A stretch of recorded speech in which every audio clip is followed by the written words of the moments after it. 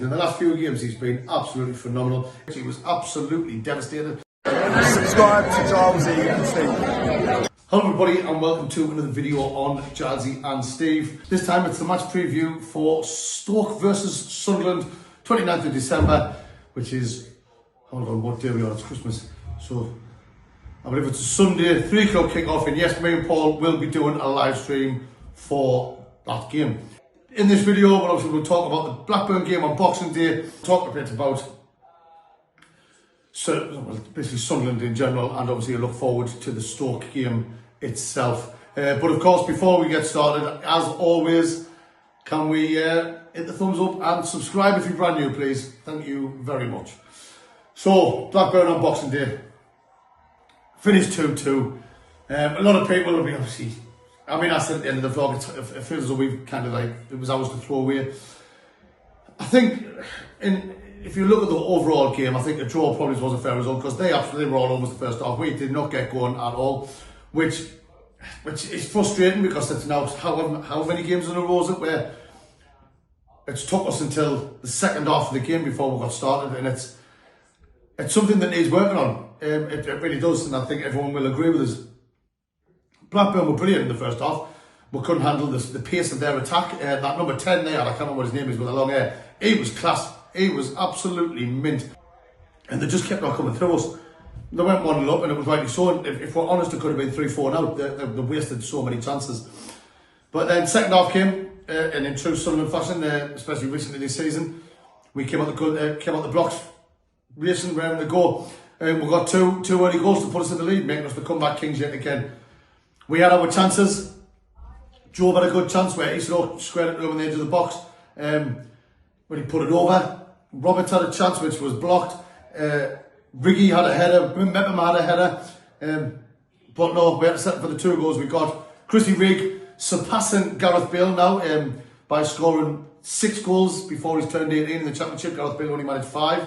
And Isidore finally breaking his, I wouldn't say he's duck, whatever it's called.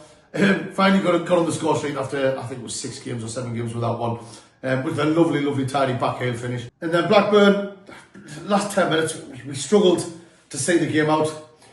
And again, I think it's the third time in 4 games now, where a goal-mouth scramble, we haven't managed to get rid of it. And the team have scored. This time it was to draw the game, but it's frustrating. I mean, I've looked at the goals back and things like that, and it is goal-mouth scrambles and things like that. We're not getting the ball clear. Should Patterson be coming off his line and gather them? Because a lot of the balls are like floated in. Could he be coming off and getting them? Should the defenders be doing more? Let us know what you think in the comments. Because I'm not sure why we keep on conceding the same type of goals. Because surely they must have noticed that and thought, right, well, this is becoming a problem. We're not getting it clear. So what have we got to do to prevent this from happening in the future? But yeah, Blackburn, goal-mouth scramble. The player who had just come on. And he got, obviously put it 2-2, which obviously broke all of our hearts, and I think it was the 90th minute anyway. But then the big talking point that everyone's talking about was Sunderland at the ball. Isidore hoofed it forward, and Mayenda was through 1-on-1. Defenders weren't catching him at all. I think he just had, there's loads of people turning to professionals saying he should have done this, he should have done that. It's easy to say what he should have done and what he shouldn't have done. What he shouldn't have done was what he did. But he was through. I think the problem is, I think people forget he's still only 18, 19-year-old. And I think he was just very undecisive. He didn't know whether to chip him, he didn't know whether to try and curl it around him, he didn't know whether to try and take it on him, knock it round him. And he was running that fast, and I think he didn't get his head up quick enough. Took him to make a decision. And nobody was more gutted than Mayenda himself. You could see him on the pitch, he was absolutely devastated. Even after the final whistle, he went in at a moment by himself. He was absolutely gutted. And I feel for the kid, I really do.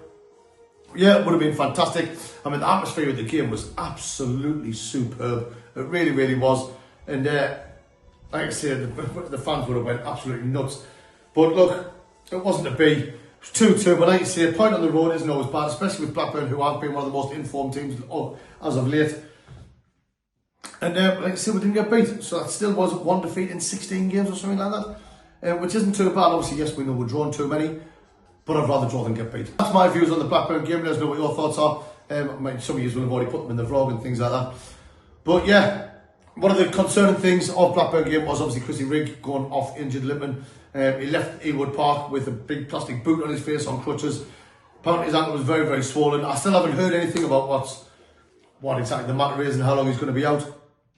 But a Paul put on the Jazzy Steve Facebook page, it's as if we're cursed.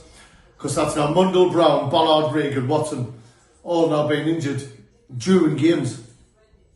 I think all of them have been injured during games of tackles and things like that. So it's not good, it's not great. And we do have players to fill in for them, but it means the squad depth is getting thinner and thinner while these players are out injured. But yeah, that's it really on the Blackburn game. Moving on to Stoke tomorrow.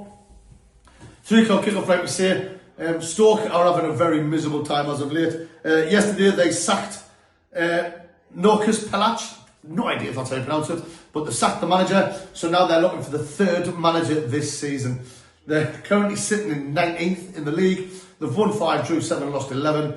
Scored 23, conceded 32 with a goal difference of, that's right Paul, -9. The last 5 games they've lost, drew, lost. 5 games ago they played us. Remember they took an early lead and then in less than a minute Tommy Watson equalised. It was a Tommy Watson double that gave us the win. They haven't won a game since the 6th of November. So they're having a really bad time as of late. Hence the reason why the manager has just been sacked. I don't know what it is with Stoke, to be fair, because I was looking at the players and obviously it wasn't that long ago we did the preview for our players. But they've got some good players in the squad, but clearly something's not clicking and they're not working together. They've got Tom Cannon, who's got 8 goals and 1 assist. They've got Million Manhuef, however you pronounce that. He's got 3 goals and 3 assists. The Bae Jun Ho, he hasn't got any goals, but he's got 5 assists. And Lewis Kurmas, he scored the goal against us at our place. He's got 3 goals and 1 assist. And they'd probably be bottom of the league, to be fair, if it wasn't for this man. But Victor Johansson, me and Paul, we sang his praises last year when he was at Rotherham, and we sing his praises this season. He's one of, if not the best goalkeeper in the league. He's absolutely fantastic, and he kept us out. We really beat them 2-1 at our place, and he was the reason why. He's absolutely fantastic. And like I said, their scores and results would have been a lot worse than what they already have been if it wasn't for him at the back, keeping them in there. Tomorrow should be a straightforward game. They're not playing well. The morale's low as hell. They've just getting rid of the manager again. They're not gelling as a team. They're not playing well. They didn't play well at our place. They got off to a good start, but then we came back and I think we dominated them. But like I said, we couldn't beat. Well, we did beat them to win the game, but then we couldn't get past their keeper as much. And really, the score should have been more than 2-1. But that's just the way it turned out in the end. Going to be.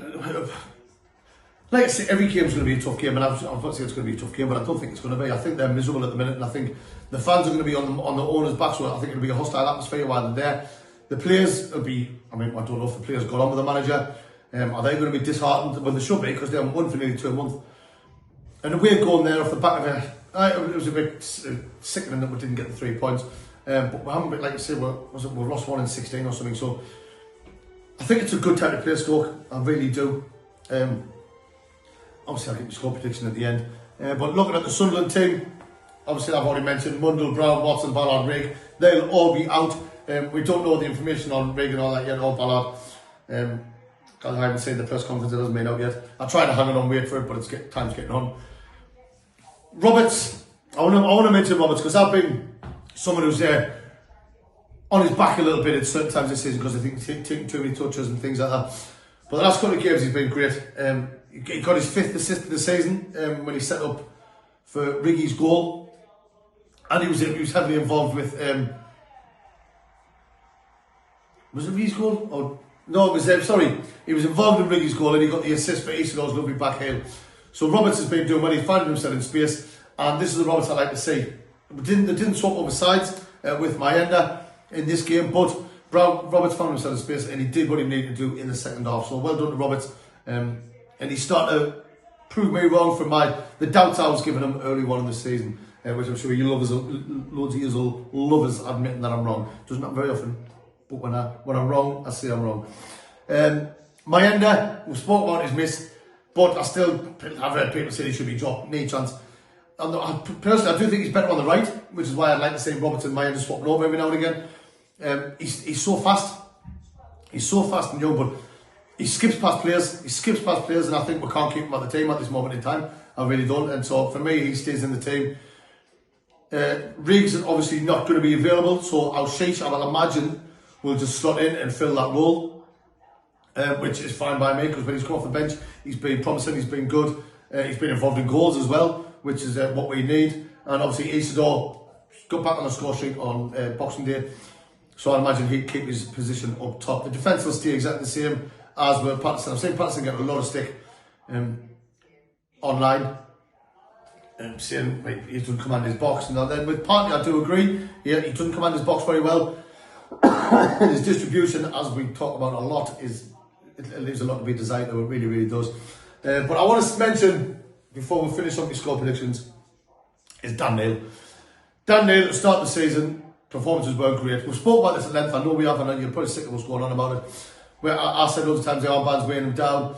But then I've also said he's grew into the season. In the last few games, he's been absolutely phenomenal. He was involved in both goals on Boxing Day. I believe even he got the assist for Riggs' goal, kind of. He's just been fantastic, and credit to him. He's wearing that armband with pride. He's dominant. He's running the midfield, like you say. He's doing the dog work that no one wants to do. He's letting Job and he's letting Riggs push forward and do the creativity stuff. And he's just doing stuff. He's doing what he needs to do, and he's doing it brilliantly. So Dan Neil, he's one of our own, as we were singing down Blackburn. I'm absolutely on the move for him, because he's turned his season round, and now he's just his performance is just banger after banger after banger, and it's a joy to watch. So long may it continue. That's pretty much it for the Sunderland team. I imagine the lineup will be the same as Blackburn, obviously, but instead of Rig, Al-Shish will be involved. And yeah, score prediction for this one. I'm sure Paul will put his in the comments. Paul can't do a preview, I don't think, so that's why you've only got my ugly mug. But my score prediction, I know they've been a bit wild as of late, because I'm having a laugh and I'm enjoying myself, you know what I mean? But I really think the way Stoke are at the minute, it's abysmal. I'm going to go 4-0. I'm sorry, you can say I'm stupid all you want. I know I said 4-0 Blackburn, but I'm going to say 4-0. Stoke they've hit rock bottom. They've got an manager, the players aren't playing. The fans will be on the back. The club's in disarray. So I'm saying Stoke 0, Sunderland 4. My end at the score in this game. Let us know what you think your score predictions are in the comments. Remember, we've still got the shirt to give away. We'll give that away in the new year. But other than that, that's all I've got. Hit the thumbs up. Subscribe if you're new. Let us know your thoughts in the comments. And we'll see you on the live stream tomorrow. Away, lads!